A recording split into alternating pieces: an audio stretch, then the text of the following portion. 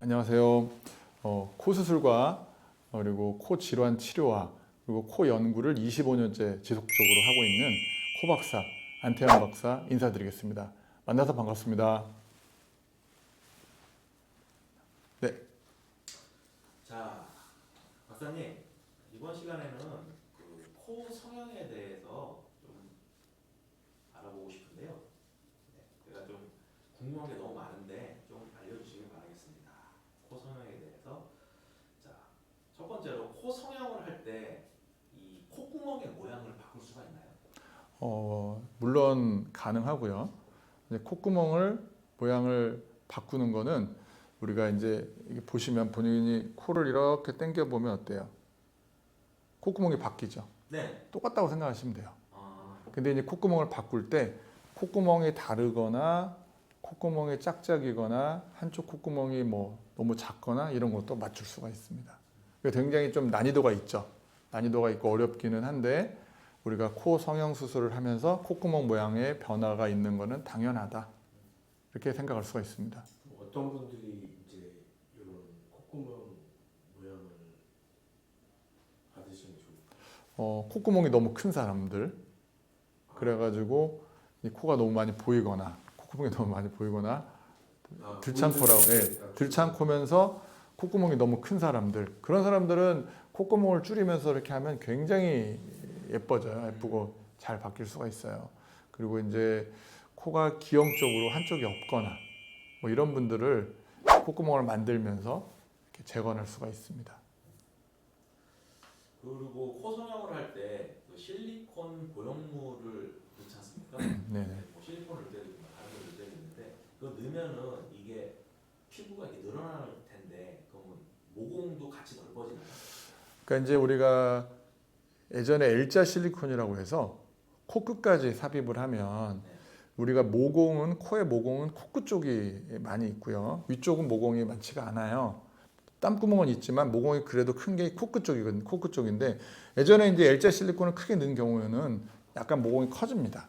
피부가 이게 늘어나니까요. 근데 요즘에는 코끝을 실리콘을 많이 안 쓰기 때문에 요즘의 환자들은 더 커진다고 볼 수는 없고, 그리고 피부가 한 5mm 정도는 우리가 늘어납니다. 늘어나서 너무 타이트하게 하지 않는 한 모공은 그렇게 요즘에는 크게 변화가 되지 않고, 어떤 염증이 생기거나 구축이 반응이 됐을 때는 그런 변화가 올 수가 있습니다. 피부 변화가. 피부가 얇은 사람도 이 코 성형이 가능한가요? 네, 가능합니다. 우리가 그 피부층을 보면 표피층이 있고 진피층이 있고 그다음에 그 피하층이라는 게 있어요. 아무리 피부가 얇은 분도 그 층을 다 가지고 있습니다. 근데 이제 피부가 얇은데 이 보형물이나 이런 걸 넣을 때 잘못해서 피부 가깝게, 그러니까 표피층에 가깝게 박리를 했을 때 그럴 경우에 문제가 생길 수가 있어요.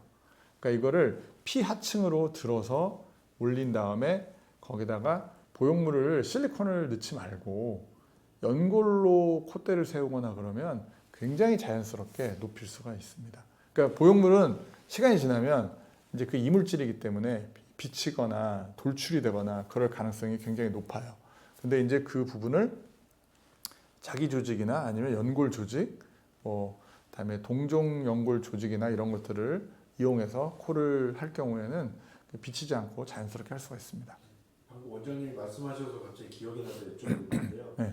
그 실리콘에 이렇게 넣으면 뭐 추워지면 여기가 막 파래진다, 이게 사실인가요? 그게 이제 너무 피부 가깝게 넣거나, 그리고 쉽게 말하면 우리가 그 공간이 되게 중요해요. 공간이 이렇게 당겼을 때 공간이 이 정도밖에 없는데 이거보다 더 큰 걸 넣으면 어떻게 되겠어요? 그 압박 때문에 피부가 계속 빨개져 있어요. 그래서 필러를, 녹지 않는 필러를 맞고 오신 환자분들 중에서 코가 빨간 분들은 이 필러를 피부층에 가깝게 놓을 경우에 그게 아무리 긁어내도 계속 남아 있습니다. 그러니까 굉장히 중요한 거는 피부를 보존을 해야 돼요. 피부가 굉장히 중요합니다. 수술하기 전에 항상 제일 먼저 체크하는 게 피부예요. 피부의 상태를 체크하고 피부가 많이 늘어날 수 있는지 체크하고 그게 되는 사람은 코를 많이 높일 수가 있고 그게 안 되는 사람은 저는 말씀을 드려요. 피부가 안 늘어난다.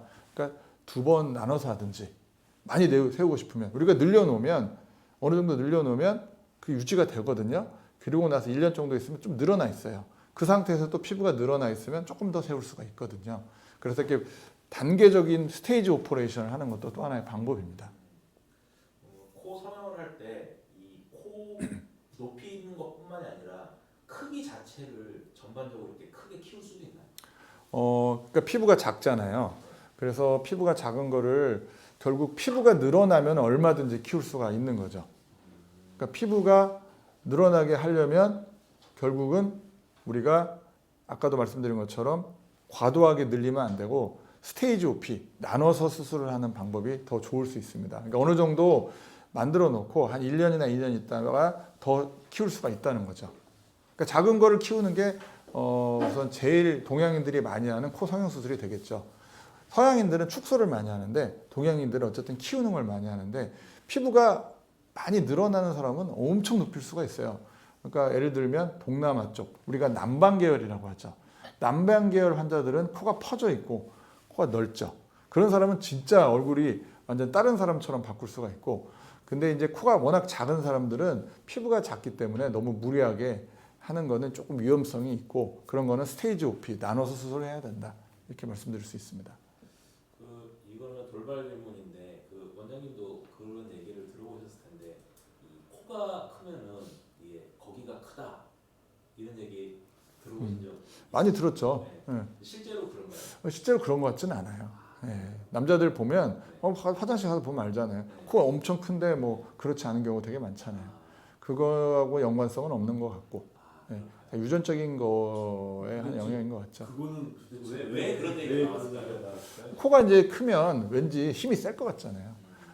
그 병광새도 보면 많이 막 이러는데 막 코도 크고 막 이렇게 되니까 이제 그게 굉장히 클 것 같고 그래서 그런 것 같습니다.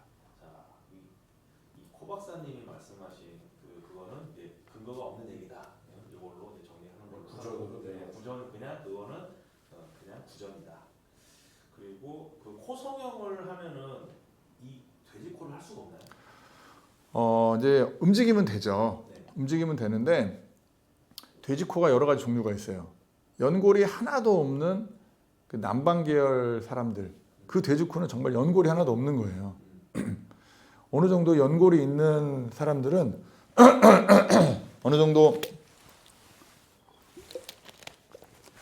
연골이 하나도 없는 남방 계열 사람들은 막 돼지코가 여기까지 되죠. 근데 연골이 있는 사람들은 한국 사람들이나 그 중국인들이나 이런 사람들도 잘 안 돼요. 어느 정도는 되지만 잘 안 돼요. 그리고 서양인들은 더 잘 안 돼요. 연골 자체가 튼튼하기 때문에. 그게 어떤 차이가 있냐면 코 안에 보면 비중격이라는 연골이 있어요. 그 연골이 코가 발달한 사람은 그 연골이 많이 나와 있어요. 비중격이 있기 때문에 딱 걸려요. 근데 짧고 들창코고 그런 사람들은 비중격이 거의 적어요. 없진 않지만 앞에 누르는 게 없으니까 쑥쑥 들어가는 거예요. 그게 왜 그러냐면 우리 인간은 똑같이 환경적 지배를 또 받기 때문에 더운 지방에 있는 사람들일수록 더 들창코가 많고 코가 낮은 경우가 많고 그 추운 노르웨이라든지 그다음에 중국 쪽에 하얼빈이라든지 그런 데 보면 동양인이지만 코가 뾰족뾰족합니다. 메부리코처럼. 그게 뭐냐면 공기가 이렇게 들어오면 공기는 습도나 온도를 가지고 폐로 가야 돼요. 근데 더운 곳은 이미 습도가 있잖아요. 그러니까 코가 발달될 필요가 없는 거예요. 그래서 그쪽 그 유전자를 갖고 태어나서 그쪽에 있는 그런 사람들은 코가 다 낮아요. 퍼져 있고 베트남. 그래서 베트남 환자들은 코를 높게 하고 싶어 하잖아요. 그렇게 해서 공기가 들어와도 아무 문제가 없어요. 근데 이제 노르웨이나 뭐 추운 나라 이런 데들은 차가운 공기가 바로 들어오면 바로 폐에 영향을 줄 수가 있기 때문에 코에 지나가는 기를 지나면서 습도나 온도나 가열이나 이런 걸 갖고 들어가게 하려고 하는 거죠. 그래서 서양인들이 코가 높은 이유가 바로 그런 이유고 그렇기 때문에 미국이나 이쪽은 결국 유럽에서 간 거잖아요. 그쪽으로. 그러니까 유럽에 있는 그 북쪽 그쪽 사람들이 더 코가 많이 높게 발달돼 있고 그런 유전적 영향을 가지고 다시 유전이 계속 되니까 코가 높은 거죠.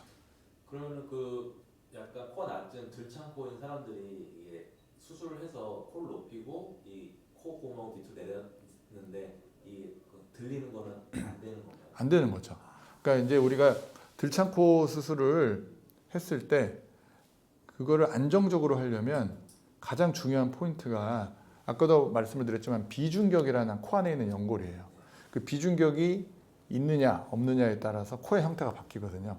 그러니까 비중격이 없어서 코가 들창코인데 이 사람 비중격을 안 만들어 놓고 코를 겉에만 이렇게 실리콘을 만들어 놓으면 지지가 안 되잖아요. 그러니까 또 코 나와 버려요.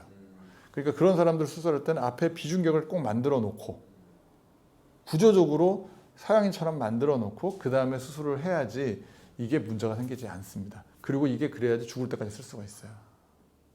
그러니까 비중격이 앞에 생겼으니까 조금 움직이긴 해요. 조금 움직이긴 하지만 원래 자기가 수술 전에 그 비중격이 전혀 없어서 완전히 쑥쑥 들어가던 것처럼 되지는 않죠.